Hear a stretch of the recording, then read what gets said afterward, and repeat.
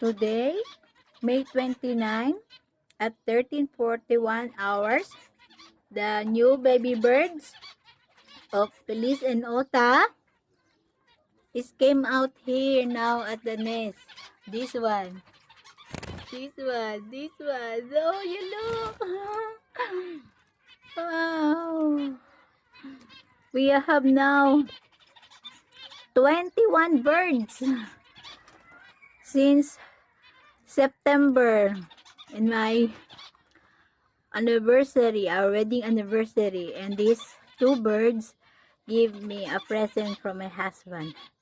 And now there are 21 birds.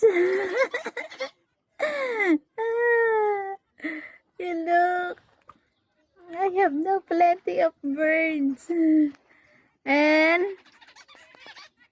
another baby birds are coming soon because Mars and Twitter have a new baby eggs and soon a baby birds. From 2, now there are 21.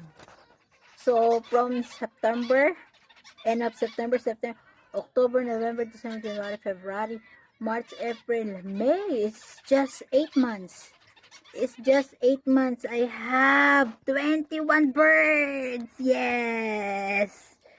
They are so happy, and I'm so happy too that they are giving me a lot of babies.